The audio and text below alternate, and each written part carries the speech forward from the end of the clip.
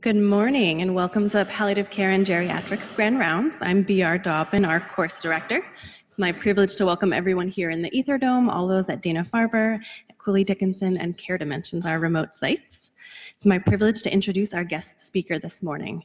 Dr. Abby Rosenberg is an assistant professor of pediatrics at the University of Washington with joint appointments in the divisions of bioethics and palliative care and hematology oncology. She received her medical degree from Stanford University and completed her pediatrics residency and fellowship training at Seattle Children's and the University of Washington. She's currently the director of the Palliative Care and Resilience Research at Seattle Children's Research Institute and the director of pediatrics in the University of Washington Cambia Palliative Care Center of Excellence. Her scholarship focuses on the intersection of medical, psychosocial, and bioethical issues involved in the care of children, adolescents, and young adults with serious illness. Specifically, she and her team endeavor to create evidence-based palliative care interventions to promote patient and family resilience. Current projects include 2 R01-funded randomized trials to test her novel resilience intervention in a population of teens with advanced cancer. Please join me in welcoming Dr. Rosenberg.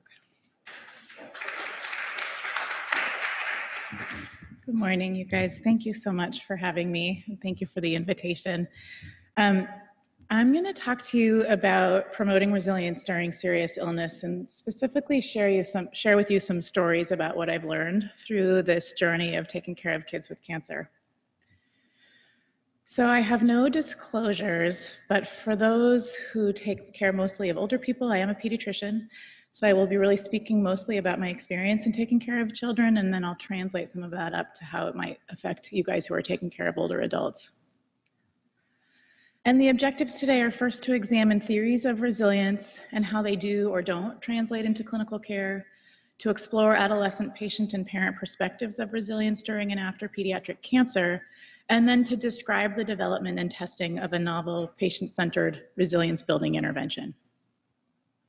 So let me pause, or as Joanne Wolfe would say, take a step back and talk about why resilience. I started my professional career as a social worker for HIV-positive kids in inner city New York, and I was 22 and grossly underqualified to do that work. But the city of New York was hiring like crazy to try to help meet the needs of a lot of patients and families at the time.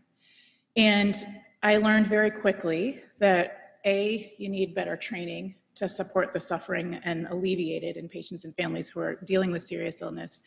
And 2, there are patients and families who seem to figure things out and even thrive in their adversity, and others who sort of fall apart. And the question that I kept kind of dwelling on is why that is happening. Could we bottle the capacity to thrive or to learn and teach it to those who are struggling? And if we did that, would we be better at alleviating suffering and improving quality of life in these patients and families? So I went on through my medical training, went back to medical school, residency, fellowship in pediatric oncology, ended up working with Joanne Wolfe, who I cold called across the country one day and said, hey, I want to be like you. Tell me about how your career worked. And Joanne and other mentors sort of consistently said this: well, if you want to measure, if you want to change something, you have to be able to measure it. And so what is this thing called resilience? How can we operationalize it? How can we measure it? How can we change it? Turns out that's actually a really hard question to answer. So as I was beginning this journey, the preeminent leader in the field was a guy named George Bonanno, and you're looking at some of his work here. So to orient you to this picture, on the x-axis is time, and on the y-axis is levels of distress and depression. And there are 3 different groups of people kind of marching through life until a traumatic event happens. In this case, it's the death of their spouse. And then there is an expected and normal spike in distress, followed by some new trajectory towards wherever they're going to end up. And at the time that I started, there was a whole lot of debate about how to interpret this graph and what it meant for us in the field. So for example, there were folks who would look at this graph and look at the far left and say resilience is defined way over there before the event happens. It's some sort of personal attribute or characteristic that may or may not be mutable. And sure enough, you can see there's a group of people with that line, dot, dot line, that already seem predisposed to some negative outcome. And then there was a second school of thought that said, no, resilience is defined right in the middle of this graph based on how we adapt and change to whatever is the adversity. And so we could potentially move the needle and help move people's trajectories if we helped them to learn and adapt more cohesively. And then the final school of thought was that resilience is an outcome. It's only defined by some relative state of being after a particular event has happened. It may be different after natural disaster or poverty or illness. And it's usually some sort of dichotomous plus or minus. So for example, here, people who are chronically bereaved are clearly not resilient, whereas those who arrive all the way back at their baseline are. So I was trying to synthesize all of these theories into my work, and I found it really difficult in clinical care. And here are some of the things that I was really stuck on. One is illness really an isolated event? I think we can all appreciate that there are a series of stressors that patients and families go through, and so to try to overlay illness on this kind of graph becomes a little difficult. Who's the unit of resilience in medical care? So as a pediatrician, I care about the patient, I care about the patient's parents, I care about the patient's siblings, I care about the family unit as a whole, I care about the community. And how I pick my unit of preference is going to define how I measure resilience. So how the kid is doing may be different from how the parents are doing, may be different from how the whole family does. At the time, some of the debate was about the idea that getting through adversity versus growing from adversity were two separate phenomena. And a lot of the resilience researchers were saying you had to somehow grow. Post-traumatic growth was becoming a thing that we were studying in psychology.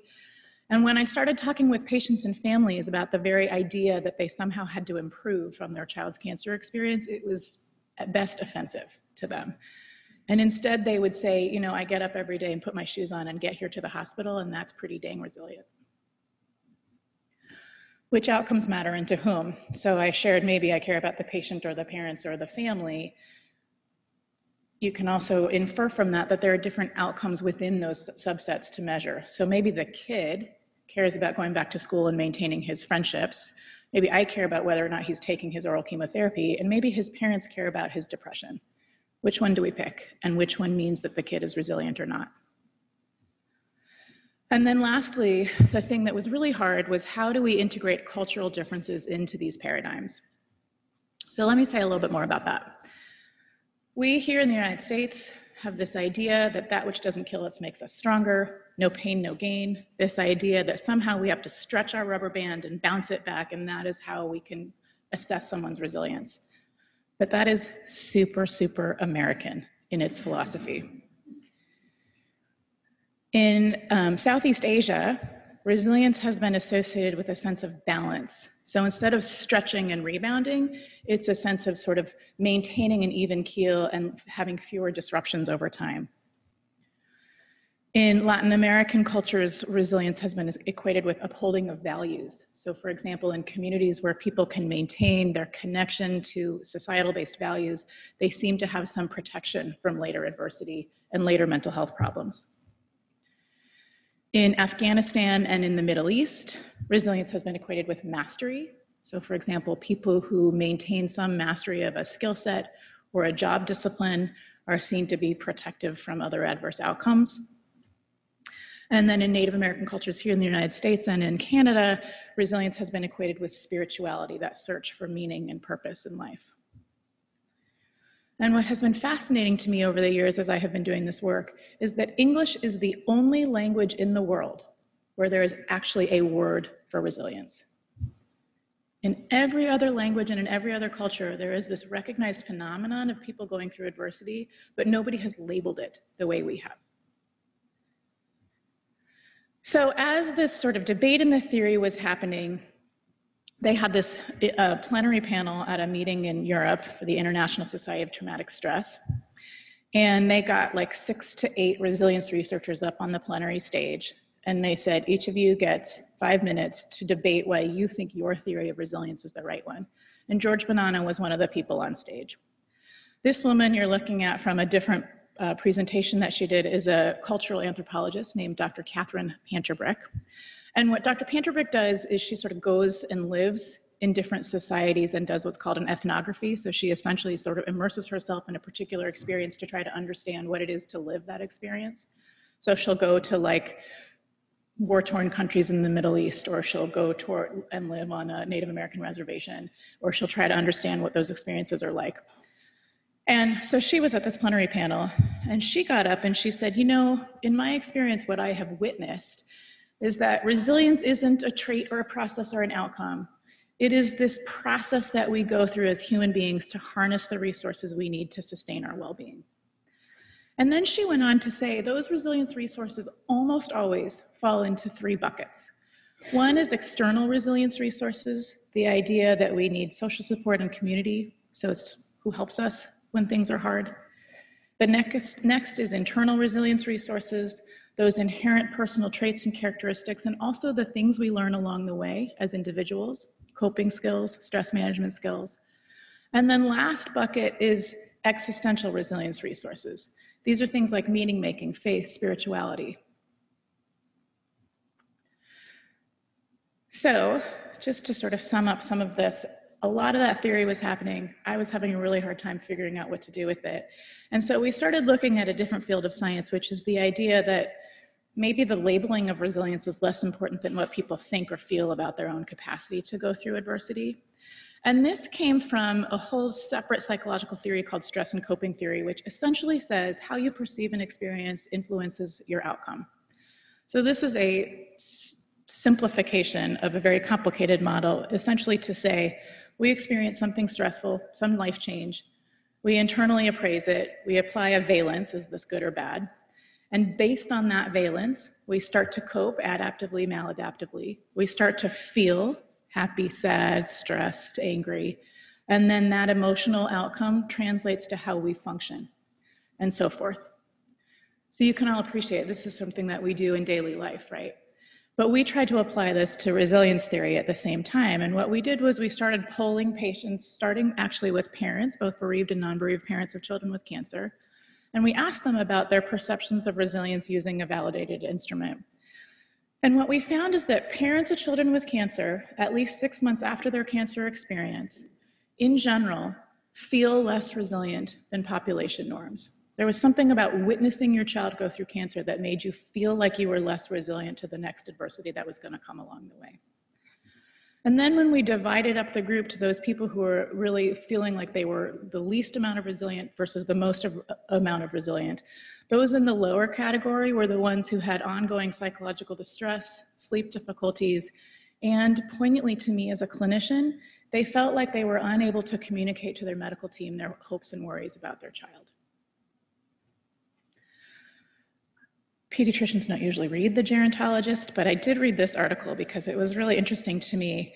This was a report from the US Health and Retirement Survey, which in this analysis included over 11,000 adults who are over 50 years old here in the United States. And what they did was they prospectively asked adults to fill out these surveys about whether or not you feel resilient, and then they followed them over time to see what happened to them. And the findings were essentially that if you had 2 individuals who were otherwise matched in age and illness parameters and demographics, et cetera, one feels like he's resilient and the other doesn't. They both fall down and sustain some injury. The person who feels like he's more resilient is going to get up, go to physical therapy, do his activities of daily living, and live longer. Whereas for no other reason, the person who felt like he was less resilient isn't going to do those things and he's going to die earlier. My research partner in Seattle is a health psychologist named Joyce E. Frazier. This is some of her earlier work working with adults with diabetes. And so what you're looking at here on the x-axis is changes in diabetes related to stress. On the y-axis is changes in A1C levels. And those diagonal lines are people who feel like they are low or moderately resilient. And that kind of solid flat black line are people who feel like they're highly resilient. And so the message here is that for people who are less resilient, as distress goes up, so too does the lability of their A1C, meaning they're not able to take as much control of their diabetes. Whereas people who feel like they're highly resilient are able to maintain a better glycemic control even when they're highly distressed.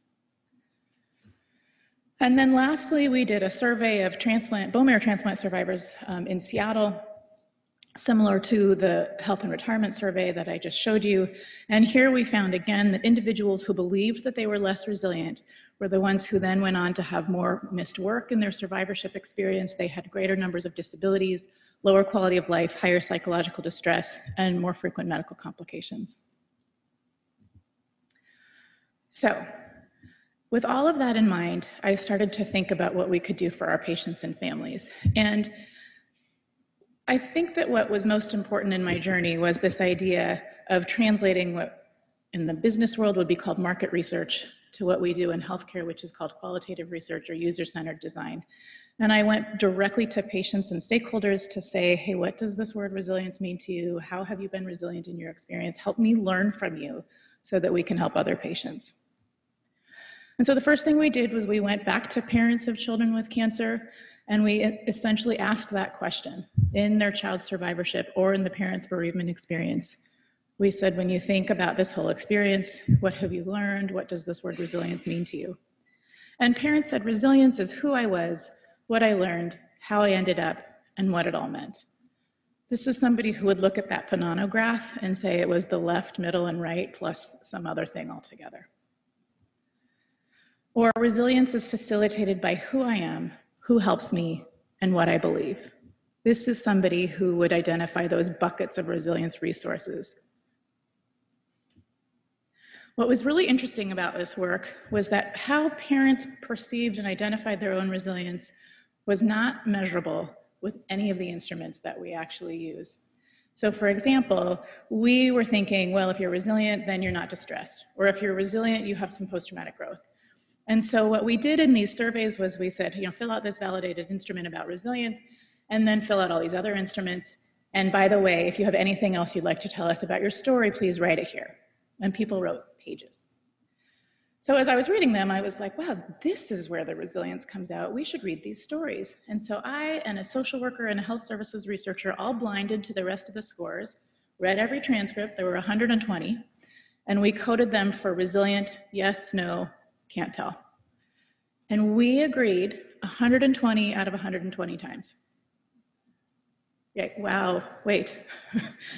Because we thought we were really smart until we then looked at their resilience scores and looked at their stories.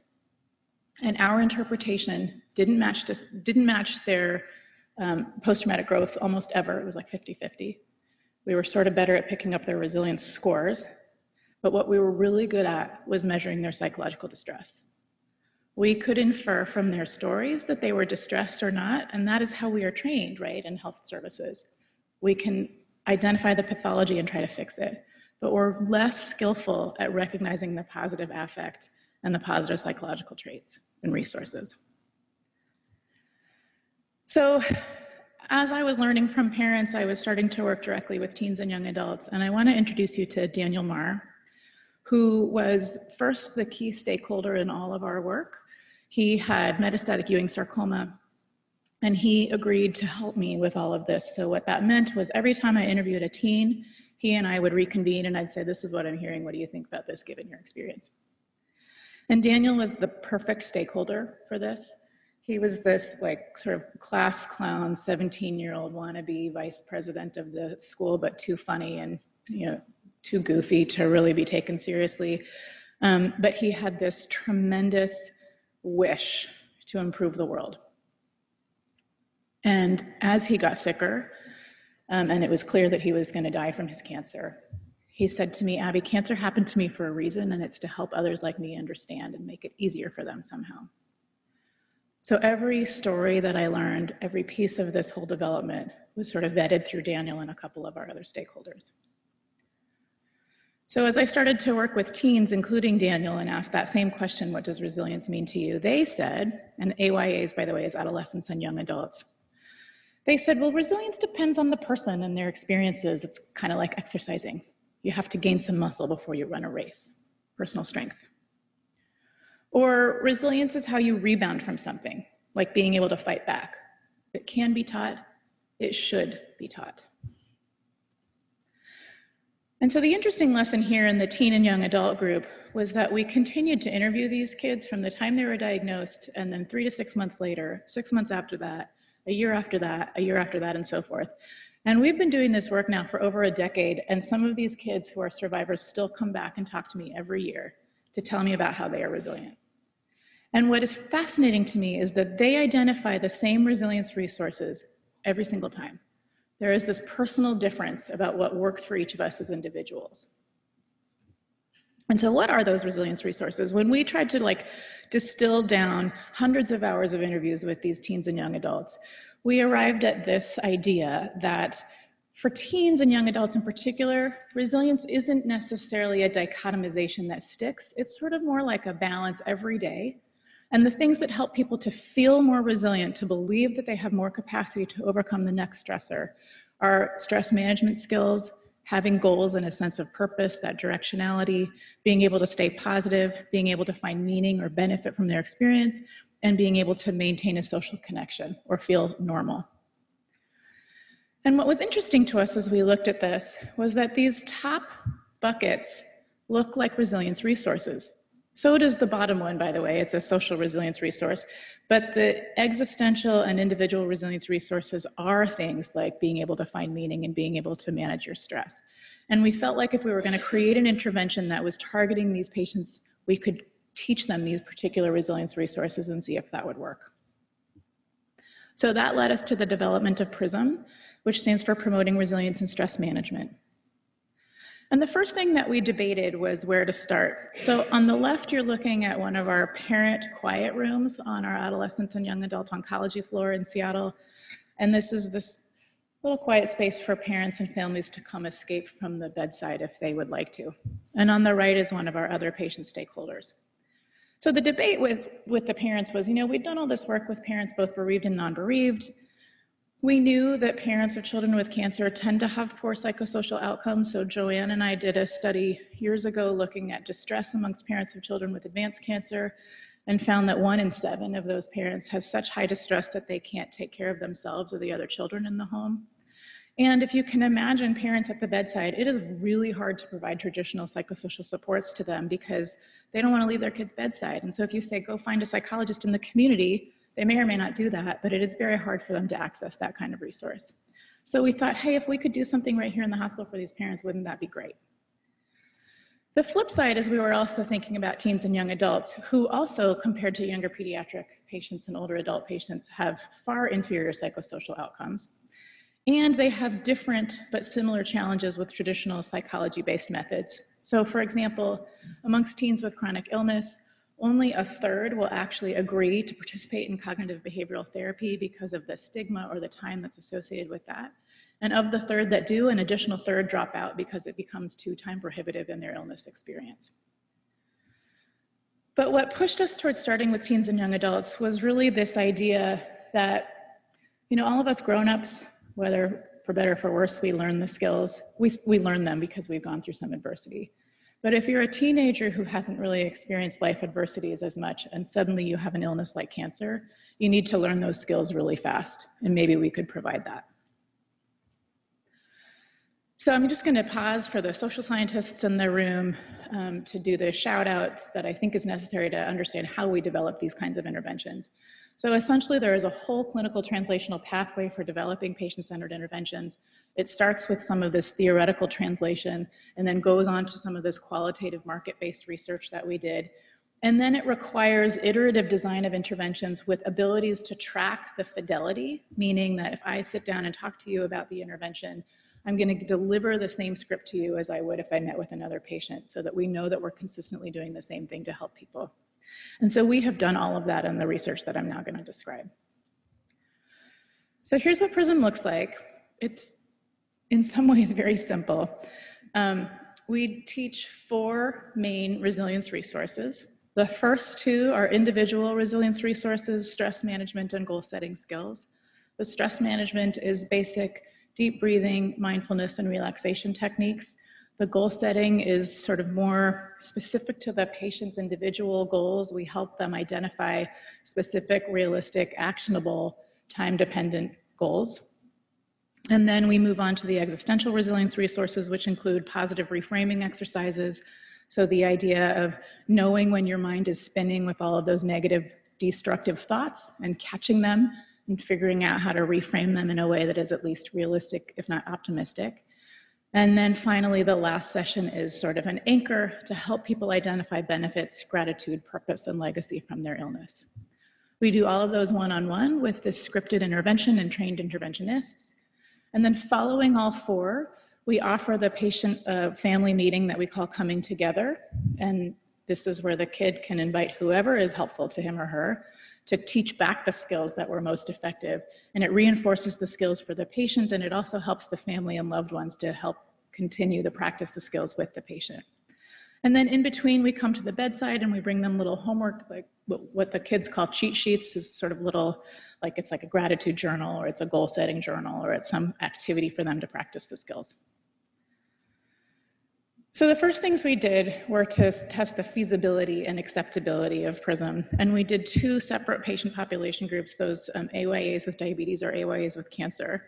And taken together, we found that this was really feasible. 80% of the patients we approached enrolled and completed the intervention. And we also found, interestingly, that if we were thinking about patient-centered design in the purest form, different groups wanted this delivered in different ways. So we could deliver the same content in the same script, but the patients with diabetes said, we're here in Seattle once a year for this day-long visit where we come and we see everybody, and then we go home. So we do not want to come back and see you. We do not want to keep talking to you. We will sit with you for a couple hours and maybe we'll do this by Skype once or twice, but otherwise we never want to see you again. And the kids with cancer were the opposite. They said, we're here in the hospital all the time, sometimes in isolation, we're really bored. We want you to come every single day, but for like 5 minutes at a time. And so we tried to figure out how to balance those individual patient needs and continue to deliver the intervention with fidelity. Across groups, though, it was really acceptable. So teens and young adults said, this is so helpful, I wish we'd done this sooner. Yeah, I was actually telling my friends about it afterwards. They said they would try it out. Or I think it's good techniques to use. Definitely, I'm teaching my little sister. I'm sure it can help her too. So from there, we went on to conduct what's called a phase 2 randomized controlled trial. This is sort of testing the efficacy of the intervention. And so what we did was we approached teens and young adults between 12 and 25 years old with cancer. They had to speak English because at the time all of our materials were only available in English. And they had to have had cancer for at least 2 weeks so they could have some initial adjustment period to that diagnosis. And then we randomized them to usual care or PRISM, scheduled in advance all of their survey completions and all of their PRISM sessions in tandem with other hospital visits and clinic stays. And then at 6 months, we measured patient-reported outcomes, including resilience as our primary outcome. And then a whole bunch of secondary things, including health-related quality of life, hope, benefit finding, distress, anxiety, and depression. And we gave them a $50 gift card at the end of the whole study as a thank you. So really quickly, we had 92 patients in this intention to treat analysis, 44 in the usual care, 48 in the PRISM arm. Essentially, the things to note from this are that we had more young women in the usual care than in the PRISM group, but otherwise fairly equal distributions of all of the demographics. More of the usual care versus PRISM patients spoke a different language than English as their first language, but still spoke English. And so our analyses that I'll share with you are adjusted for those 2 variables. So this is the punchline. What you're looking at here is on that sort of thicker 0 line is no change in score between the groups, and any change, or the bar graph, is showing you how much higher or lower the scores were in the PRISM group compared to the usual care group over time. So for example, on the far left is their patient-reported resilience. On average, the people who were in the PRISM group versus usual care had scores that were 3 points higher at the end of the study than the usual care patients. The other little numbers and letters that you're looking at, D, is what's called an effect size. It's something that we use in the social sciences a lot to try to assess the clinical impact or the clinical significance of a particular outcome. And by convention, anything more than 0.3 is considered clinically significant because it means that it is somehow affecting the outcome and the overall well-being.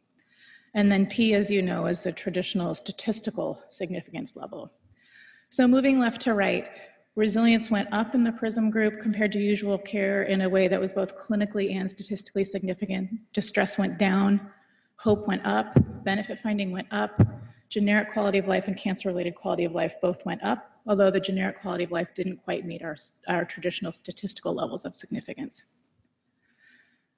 We didn't plan power the analysis to look at this particular outcome, but to me this is one of the most important findings of this study, which is that when we looked at the patients who are still alive after the 6-month mark, and we looked at their clinical levels of depression. 21% of the usual care arm met criteria for depression versus only 6% in the PRISM arm, which translated to a 91% reduction in the risk of depression, which, for those who are paying attention, has a statistical confidence interval that crosses 1, meaning we can't be super confident in this finding, but it is interesting and potentially points to something else that's happening here. Just showing you the data in another way, the other thing that we were curious about was sort of which direction are people moving over time? So instead of looking at their raw change scores, how are people getting better or worse? And so what you want to see here is more blue than red, and going across left to right is those same instruments: resilience, hope, benefit finding, quality of life, and distress. And in each little set of bar graphs, usual care is on the left and PRISM's on the right. So for example, if you look at that first group of resilience, you see that more PRISM patients not only had resilience scores that improved, but also more of them maintained their wellness. Whereas in the usual care group, more deteriorated or felt less resilient over time, and more maintained their high risk profile. So that's all exciting, but this is my actual favorite part of the study. I got this in the mail. Thank you so much for the $50 gift card. I had a great time doing this study. I learned a lot of great life skills that I will continue to use for a long time, so thank you so much for letting me participate in this study. It's like a super well-mannered teenage person whose mother may have made him write the letter, but it's in my office. So we concluded from this, though, that that PRISM does seem to improve resilience, cancer quality of life, hope, and benefit finding, and alleviate psychological distress in patients with cancer. So the other takeaway from this whole project was that as we were working with teens and young adults, we often heard something like, "My mom needs this too." Or the parent would say, "Hey, can I have this too? Can you create this for me?" So we actually went back to this original idea we had of supporting parents, and we said, okay, well, what would that look like? So we adapted the intervention, maintained the same resilience resource skills with this idea that in the end, if we created something that the whole family could use and they would speak the same language about resilience resources, we could be having greater impact. So we did the same kind of iterative design, piloted the study in parents, 24 parents of children with either diabetes or cancer again. And the successes were that parents found this really valuable. So they said, this should be part of every parent's toolbox. These skills help us to take better care of our kids. And in before and after scores, their resilience went up and their distress went down after receiving the intervention. The challenge was parents really didn't like leaving their kids bedside. So often we would hear this thing that like, this is great, I just don't want to get away from the kid's bedside as often as you're asking me to. So we said, okay, maybe we should do this differently, and we held a symposium through our parent advisory group at Seattle Children's, and they sort of posted, we're gonna have a half day of resilience training using this model, and we had roughly 70 parents show up. We had to turn people away at the door because we ran out of space, and we put them at round top tables of groups of about 8 parents per table, and we essentially taught the intervention over 4 hours with facilitators at each table in sort of a mini group model. And here, 92% of parents said that they gained new insight or skills, 98% said it was easy to understand, 100% said that the group format was helpful. So we did the same thing, then we did a phase 2 randomized trial where we randomized parents to either the one-on-one delivery, which is the sessions independently at the bedside, a group version like we had done in this symposium, or usual care. And 3 months later, we measured parent-reported resilience, as well as benefit finding, social support, quality of life, and distress. And the goal of this really was to see which, if either, of the versions helped parents to feel more resilient so that we could figure out how to move this forward. So this is just very preliminary data, which we are currently cleaning now. So take some of this with a grain of salt, but essentially we had similar distributions of parents across all 3 groups. And here are essentially the kind of lumped together findings of PRISM versus usual care. And so you can see all of the different instrument scores. Here, what you want to see is something on either the full right or the full left of that solid 0 line. And if it crosses it, it means that it's not statistically significant. And then the square is the point estimate of change. So the further to the left or the right gives you a sense of directionality. And so you can see that parents who received the individual intervention definitely felt more resilient with a strong effect size and felt like they were identifying more benefit pretty consistently with a very high effect size. And then we didn't actually see any real impact in any of these other metrics. Here's the group. So here we didn't actually see a change in parent perceptions of resilience, but again, we saw them moving towards this direction of finding more benefit and meaning from their child's cancer experience. So similar to the card that I got in the mail, some of the richer findings from this study have been from the correspondence that we've got from the parents who participated. So the parents in the group, instead of having us come to the bedside and do individual boosters the way we do for the one-on-one, we provided them with a little listserv, and within their group, they could email each other and kind of keep track of what skills they were working on. And about 2 weeks after one particular group, a parent's daughter died unexpectedly with toxicity from her cancer treatment. And we as a study team really grappled with, well, now what do we do? Should we reach out to him? Should we ask him to fill out the survey? This feels kind of wrong. They must be having a really hard time. So instead, what we did was we reached out to him and sent him a letter and said, we're thinking about you and we're here, and that's it. We sort of let him off the hook. And he responded and said, actually, I want to share with you the correspondence that I'm having with my group. So he said, I think about all of you often. I've had many chances to use the coping strategies we learned. And then one by one, he lists all 4 resilience skills and when he has used them in the last 2 weeks since his daughter died. Interestingly, I feel better as I type this. I don't have any extensive social support. It is literally myself and my wife. This is the only time I have talked about what I am feeling. Thank you all for reading this and staying in touch and helping each other through this.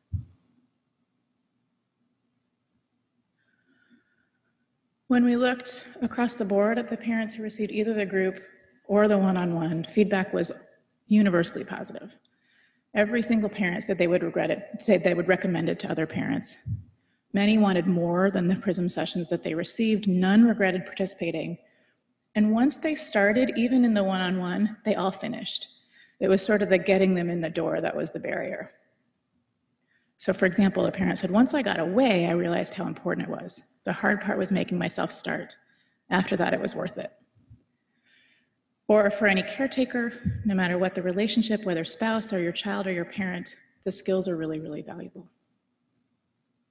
So the conclusions in progress, because we're still working on this, are that all parents find value from PRISM, and once they start, they complete. The individual intervention does seem to be associated with higher resilience and benefit finding, and the group is associated with higher benefit finding, and what's happening with the other outcomes is less clear. So I want to share one more thing about this. As we were analyzing the data and talking about it within our program, one of our statisticians is a parent of a child with serious illness, and she said, you know, Abby, maybe quality of life is the wrong target for parents. Maybe we need to think about this differently. She said, if we can help a parent feel like she can get up and get through another day with confidence, grace, and more resilience, then we have helped. And then she went on to say, you know, why did we expect parent health-related quality of life to get better with this? We weren't actually targeting that. What we're trying to do is teach people the skills to come back tomorrow. And so maybe we've actually done that, and we need to think differently about how we're going to measure it. So I'm just going to wrap up in the last few minutes about sort of now where we're going with all of this work. The limitations and unanswered questions so far have been, well, this is great, but how do we generalize it outside of Seattle Children's? How do we diversify it so that we can access more patients and families who aren't necessarily English speaking? And then how do we make this more scalable? We had a lot of work ongoing, as you heard in the introduction, including multi-site trials, working with adolescents and young adults with different types of advanced cancer. We have adapted PRISM in our cystic fibrosis clinic. We're using it in parents of children with craniofacial anomalies. And we have a study now at Seattle Children's where we're actually disseminating the intervention in multiple different clinics to see, again, sort of if it was different in diabetes versus cancer, how can we operationalize it in multiple different patient groups? And within all these studies, we're looking at cost effectiveness, how it impacts oral adherence to medications and other health outcomes, stepped care delivery models. So when in a person's illness experience is the best way to deliver this, how should we be delivering it? And then how can we disseminate and implement this longer term? And then lastly, with all of this, we have been starting to think about digitizing the intervention.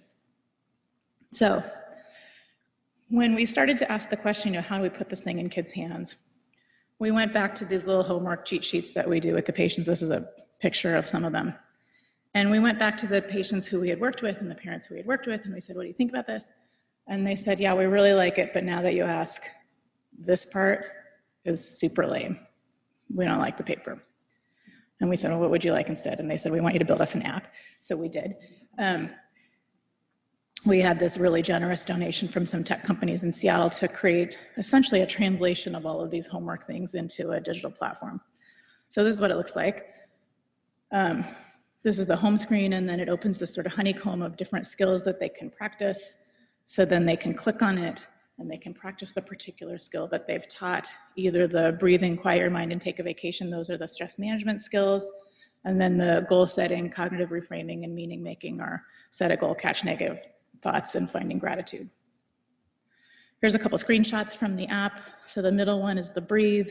The orange one is the homepage of one of the mindfulness meditations. And then on the far right is their personal homepage. So it starts tracking all of their goals. It starts tracking their gratitudes. It enables them to put in different goals and calendar it and set push notifications and reminders to themselves. So all of that is very exciting. Every time I talk about this, somebody in the audience asks me the really necessary and important question, which is, now what can I do? So here's what I say, and you guys know this better than anybody. On-site psychosocial teams, social work, psychology, palliative care, chaplains, use them. This is the bread and butter of what we do in palliative care. We have interdisciplinary resources that we should be leveraging to the best of our abilities. Help families identify their resources, strengths, and struggles. Promote the first two and normalize the third. Feeling like this is hard, feeling distressed, feeling unhappy, feeling unresilient, that's okay. That's part of the journey. Our job is to say, yeah, we see that and that's normal. What can we do to help you continue to move forward? And then specifically what I do is I ask about thoughts. So I say, how are you seeing this experience? Actions, what do you do when things get hard? And supports, who supports you? And this is sort of an easy surrogate way of assessing someone's resilience resource buckets, right? It's asking them about their individual and existential and community-based resources. I'm going to close with words from Daniel Marr one more time. He said, you have to work sometimes to be happy, to move past the hard, the sad, the scary. We all do it, but maybe you need help sometimes. Maybe you need a little bit of learning, or a little bit of strength, or remembering what matters, or a little laughter, or a little love. Figure out what you need and hold on. But please, whatever you do, live the time you have with meaning and purpose. I want to thank our program, Palliative Care and Resilience Research Center at Seattle Children's. That's our whole team listed there, including Joyce C. Frazier, who's my partner, and all of my mentors and advisors and collaborators, including Joanne Wolf, who has been pivotal in my life. So thank you, Joanne, for everything. And I'm happy to take questions. Thank you all for listening.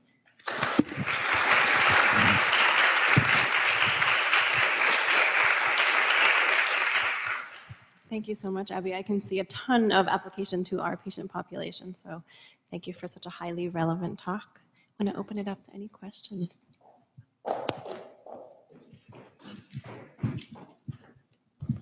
Thank you so much. That was wonderful. I don't know when the last time any of us got 120 people to actually agree on the same piece of data. So I'm the medical director of our home-based palliative care program, and it's just fascinating because children takes on a different meaning for me, as in the adult children caring for adult parents. Yeah. And we see in our home-based population the the challenges of resiliency of being an older child taking care of a failing older adult. And it would be just fascinating to think about that spectrum of care, because I think the relationships are all, it's fascinating to watch relationships at that stage of life, that and how they've changed and how resiliency can be redefined. Yeah. It was just interesting to think about that in that context. Thank you so much for that comment. Yeah, I agree. The stressors and the need for resilience as caregivers, no matter which direction we're going, if we're caregiving up or caregiving down or caregiving across, it's still extremely difficult. And there are so many demands that we could be thinking about to help those caregivers in their experience. Yeah, thank you. Thanks so much. This is fascinating and so important. I was wondering if you could say more about measurement in your work. And you had talked about how the resilience instrument that you used didn't necessarily correlate with the qualitative findings that you had from patients about their definition of resilience, and then that the statistician kind of described something else. So I was wondering if you're thinking about developing a different instrument, or what you feel like the instrument that you were using might have actually been measuring. Yeah, it's such a great question. So we use something called the Connor-Davidson Resilience Scale. It comes in a bunch of different numeric versions. There's a 2-item version. We use the 10-item version. The longer one is 36 items. And it's called the CD risk for short. What the CD risk tends to measure is, again, people's perception of their ability to overcome adversity. And it asks on a Likert scale things like, when times get tough, I can usually overcome it. Or when things are hard, I have somebody to rely on. Or I can find humor in difficult situations, and you agree, on a scale of 1 to 5. I think the instrument is limited in how we apply it. Ironically, it was developed as a trait resilience indicator so that people didn't think that it was going to have variability in response scores. And then as the developers did more research, they started to see that the scores were changing with pharmacologic interventions and psychosocial interventions. So I think it's measuring things that maybe we're not really appreciating. When we do factor analyses in some of these studies, we can actually pinpoint the 2 to 4 items that are moving within that, including people's ability to find meaning from adversity and people's overall perception that they can handle the next one that's coming. And so it's fascinating because as an instrument science perspective person would say, you can't invalidate the whole instrument by cherry picking the items that you think are moving. You have to use the whole thing for its construct validity. As a clinician, I'm super curious about which individual items are moving, and the fact that they're moving so consistently gives me a clue to your question, what are we actually seeing, which I think is really indicative of what we're teaching. So we're teaching people to say, I can find meaning from even difficult things. We're teaching people to say, I am prepared for the next thing that's going to come. And so that's really valuable to me. The bigger question, though, is who cares what their instrument score is? Because at the end of the day, what I care about most is if the patients and families, as I said, can kind of get up tomorrow and do this again and move forward through their experience with more grace and composure and willingness to keep trying.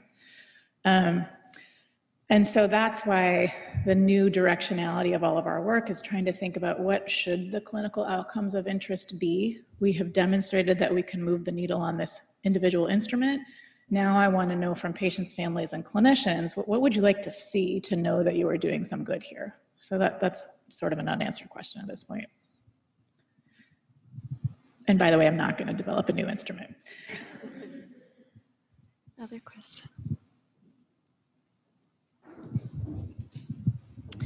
That was excellent. Thank you.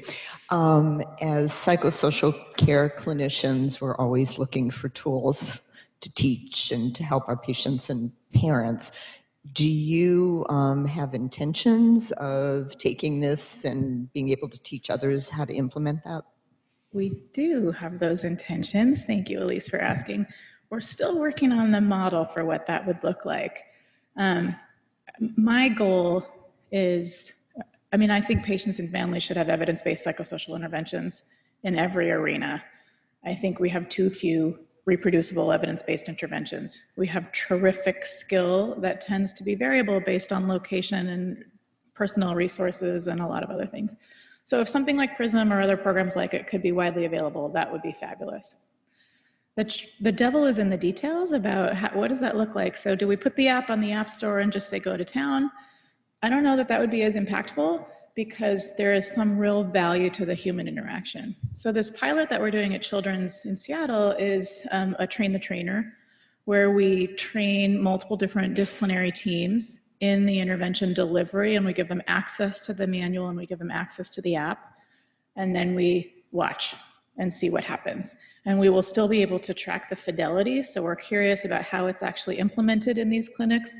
But my question is, what happens in the real world when we essentially give people all the materials so that I can start to understand how to make this most successful? So yeah, the long-term goal is to try to get this out. I feel very strongly that we need to do it right. I want to open it up to any questions at our remote sites.